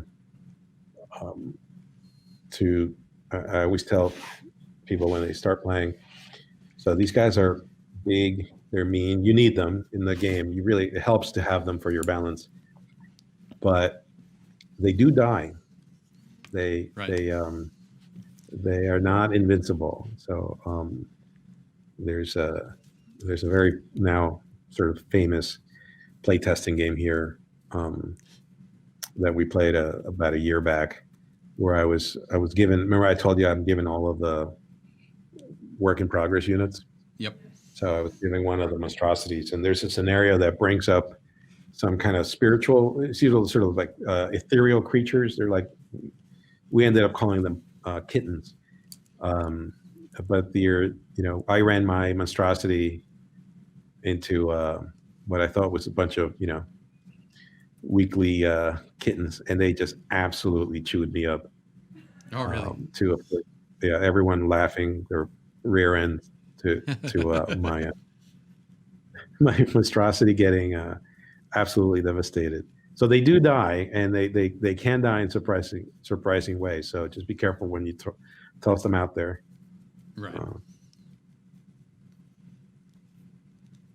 No, that's important to know. And I guess that's another question then about the gameplay. Is it a game where you need to be very, very careful how you're supporting your units? Yeah, it's because of balance. You need to really sort of let the scenarios dictate how deployment is big in the game. Right. If you build a list that's fairly balanced, your deployment, like I think any game, some games are more forgiving than others, but your deployment can really cost you a couple of turns to try to get back into the game if you deployed wrong. Right. But you can do so because of the scenarios. Monstrosities are important. The Quetzalcoatl, it's also a magic user. Okay. So he and both monstrosities open up other abilities depending on your alignment, ever living or ever changing. So, your ranged units are important. There's not it's a very fast, bloody game, by the way. Things die in droves. And again, that's because the scenarios are really kind of what mandate your tactics. Right. That's cool. That's and it's the sort of thing you want in a war game, of course. You want to have action, you want to have agency in there as well. But knowing that if you can pull off the right tactics at the right time, you'll wipe out your opponent. Yeah. That's what you want, really? Yeah. Yeah, it's I think the design team has done a terrific job in that respect, and of course I would say that I'm biased, right? But sure. I also need to enjoy playing the game. I can tell you, if the game was crap, we would not have released it. Right. There's no point in doing that. No matter how many minis you design. So no, it's good. I think people will enjoy it, and I know that folks who play Erewhon already love the rules, right? So it's not like we reinvented the game. We just added some layers to it. Sure. I've been asked a bunch of times, can I play my Erewhon factions against the Mythic Americas factions? I honestly, can't tell you that we did 10,000 playtest games on that front. Right. I don't really see any reason why not. Our focus was on playtesting the Mythic Americas factions. Sure. But there's no reason theoretically, no reason why the existing factions couldn't play against the Mythic Americas factions. I guess it's with that. Would you apply the ever living or ever changing mechanic to both forces, or? Okay. Yep. Yeah. So if I was playing orcs, versus dwarves, I play dwarves and knights in Erewhon, regular Erewhon. Yep. It would be the same process. So if it's that matchup, orcs versus dwarves, you still have to pick ever living, ever changing. Again, the idea of balance was definitely something that was very important to European mythology anyway. So that concept would play well. And theoretically, and again, it's the one part of this that I'm really excited to see the community kind of teach us. Right. Is what happens when you kind of unleash those factions versus if you recall, there's going to be 5 books, 40 new factions with all new models.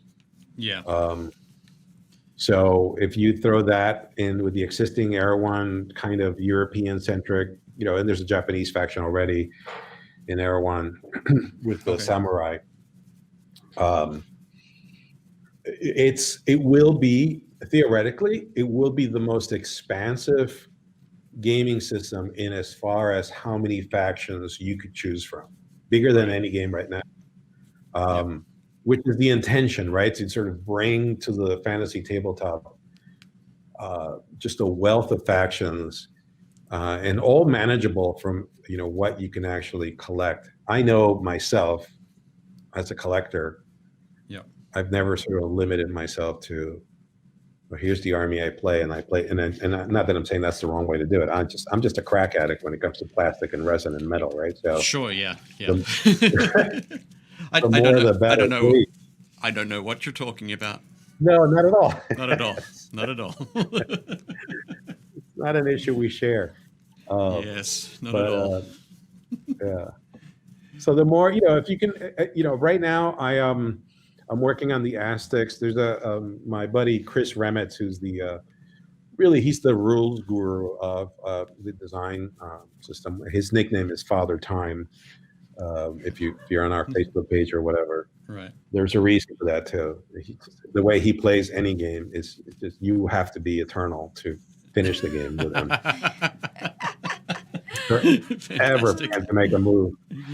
So nice. Yeah, so Father Time and I are going to be doing some battle reports, and he's running the Wendigo and the tribal nations, and I'm running the Aztec. So I'm running the Quetzal with some bound undead, and so we've been painting our factions. That's why we've been actually. I think I sent Leona, one of the guys I just finished painting.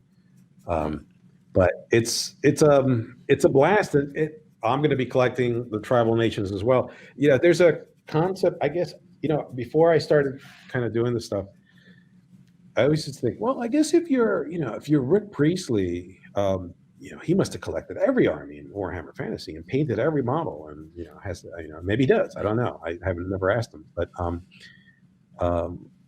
it hasn't happened that way for me because you're so busy doing the actual work. Yeah. At some point, you have to sort of step away and be a gamer too. Right. And so now I'm collecting Aztecs. That's cool. That's good. I think one thing we'll just quickly jump in and have a look at the last batch of painted miniatures from the group, which will give Gretchen a chance to wrap up the final bits. Yeah, I'm close to there. Awesome. But so first up we have Joshua. It's painted up Rakdos, Lord of Riots. That's looking absolutely crazy. It's got that perfect sort of winged demon look. That crazy scythe. It's amazing. Pardon? Oh. Oh. I do. Oh, you need blue? No. Yeah, Leona's on top of it. Okay. Yeah, Oh, glue. unless you're gonna toss it, yeah. I was gonna put his. Okay, so yeah. this you got to. Oh no. Okay. There we go. Leona's like, no, don't throw it. Don't throw it. Not with a guest on. Thank you. Cool. Okay, but yeah, love the work on this, Joshua. I think the reds are looking great, and all of the metallics, that bright silver is looking very cool against the dark, deep red. Yeah, nice work. Oh, wow, yeah, I saw this when Keith posted it in the group. Mystique from Marvel Crisis Protocol. I love the shift. Yeah, it's fantastic, isn't it? It's yeah, I think had you painted her completely either way, I think would have looked great. But having that shift looks just absolutely fantastic. Really clever stuff there, Keith. She looks great. Nice work.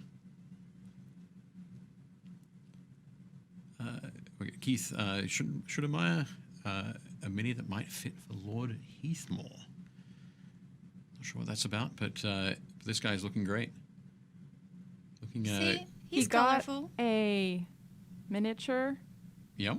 Like Christmas miniature set from his grandmother. No, I mean his mother. So he painted a mini for it. Okay. I still want to repaint some Christmas minis. Right. I think that'd be ultimate challenge. It's just some dollar store Christmas, like village minis? people. Yeah. Yeah. No, that would be cool. But no, I think this guy's looking great. Those there we go, talking about the medieval colors. And some bright and vibrant peacockish kind of colors there. A man of taste. And I think as well, putting that blue gem in the center there is just perfect. It draws the eye right to the middle there where the face is. So nice work, Keith. Looks great. Ooh, this is a cool looking piece. I wonder where this is from. It reminds me of the Watcher in the water, I think.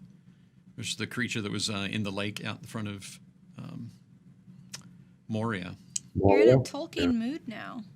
Said you're in a Tolkien mood now. We are in a Tolkien mood, aren't we? But no, this looks fantastic, and the little kind of the bright orange beak, kind of the squid beak in there. It's definitely cool as well. But yeah, this looks really nice, Mark. Good job. Matt, my Christmas gift to myself this year. Good choice. More dragons. More dragons. But no, this is looking good as well. I'm liking the use of the gold on there, both on the spines, sort of up on the head, and then over onto the membranes of the wings. But yeah, looking very nice, Matt. I think something we all need to do. Pop out to our local store, pick up some minis for ourselves, treat ourselves this Christmas. It's been a rough year. Okay, everybody, go out and do that. You have my permission. So many people. You're going to get phone calls from angry wives and husbands being like... That's fine. What? Somebody bought a miniature and they're having fun? They're relaxing with it? That's cool. Nate is work in progress on his Emperor's Children Noise Marines. This is looking very cool. It's a cool conversion from a Primaris Marine. Looking really nice. And gold is perfect. A perfect complement for purple. Yeah, nice work, Nate. Looking good. Oh, Jeff has painted up the first of the Hounds of Morkai. For a not scouts. What are they? The infiltrators, I think they're called. The new Space Marines. But yeah, so these are for this his Space Wolves army that Jeff's been working on for the last 20 years, maybe longer. But yeah, the head on this one, that's a like a leather mask. It's with runes carved into it. And I think he said that was a Forge World piece. But yeah, looking good, Jeff. I think the squad's going to be great. Robert Malik, Malifaux skeleton piles. Yeah, I always love the seeing the Malifaux models painted up with that ethereal sort of green flame. It looks very cool, and I think going with that black for the bones is just really helps that green fire sort of pop. Yeah, nice work, Robert. Looking great. Last one. Oh, and Ryan, a nice frosty Christmas troll. That troll is very cool. I have not seen that troll before. I wonder where that's from. Who makes that one? But yeah, I think working that sort of the pink bits in there into the trolls, into that sort of blue-gray flesh, just looks really good. Gives me a bit of a frostbitten kind of look, I think, particularly on that around the nose as well. But yeah, very nice work, Ryan. That looks great. And the wrappings on the how the wrappings turn out on yours. Oh, you've gone for a little bit darker, but the wrapping on the bone looked a little bit like yours. I did more of a hide kind of coloration. But no, nice work, Ryan. That looks great. So it's very cool to see all of those photos.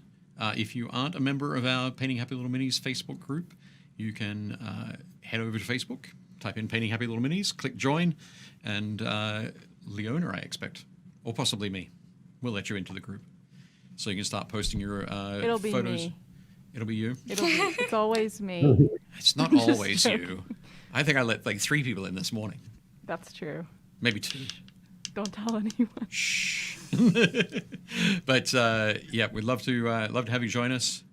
And very definitely when Mythic Americas hits the shelves, make sure you get some minis painted up and posted in the group. We'd love to see that. I want to see a whole bunch of different versions of the Quetzalcoatl. There we go. Yeah, so cool. So I've gone around, I've done my victory lap, painting the edge of the base. That's how I know it's finished. You said I've touched my base too much, but I'm pretty happy. I'm pretty happy with that. I think it looks great. Weathered the bone a little bit. Yep. To also kind of tone down how much silver. Because I didn't want him to look like he was just made of silver. Made of silver, and then you've like rubbed the paint off the top. Yeah. Yeah. No, it doesn't look like that at all.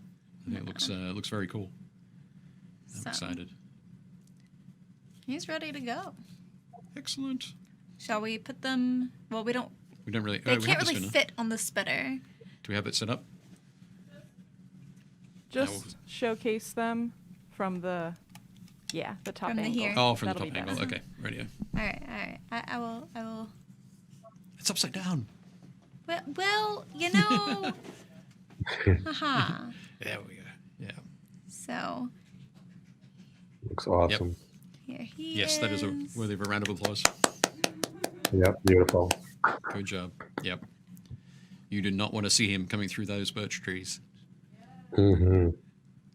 I would totally, if I was putting him in a diorama, I would put him in between the trees, and I would also add like birds and stuff. Okay. Like, because I feel like he's very just.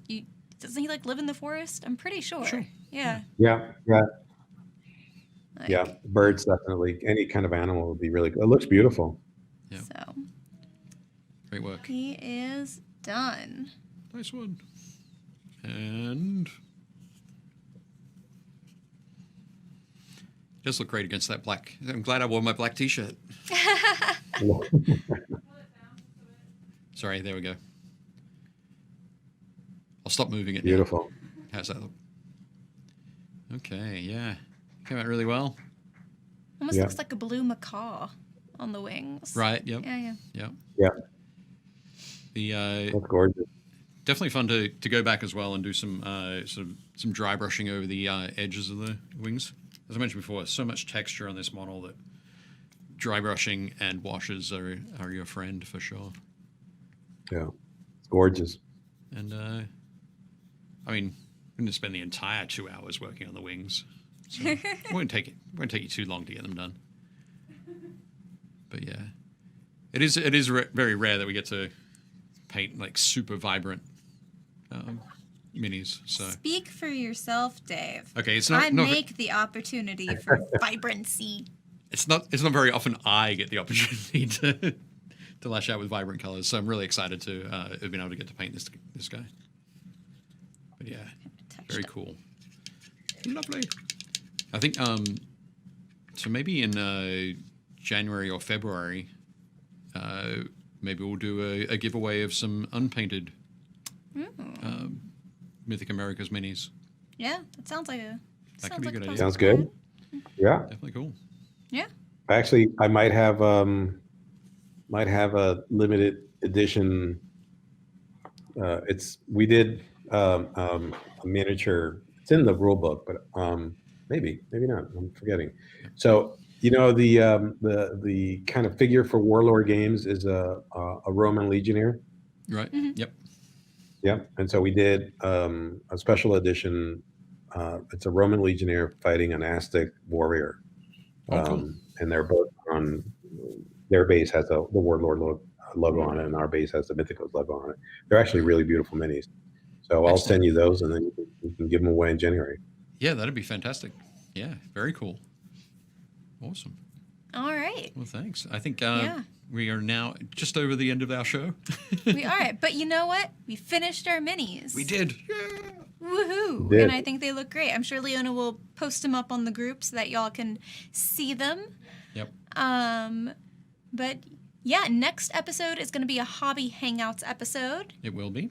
It'll be myself and Jeff Jenkins. Yes, I will not be there on the show.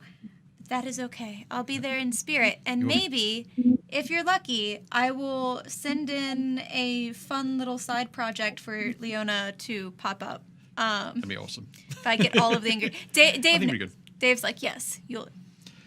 I'm disappointed it'll just be photos, but it's okay. Yeah, it'll be good. Cool. All right. Well, see you guys next week. I'm Gretchen. I'm Dave. And we'll see you at your friendly local game store.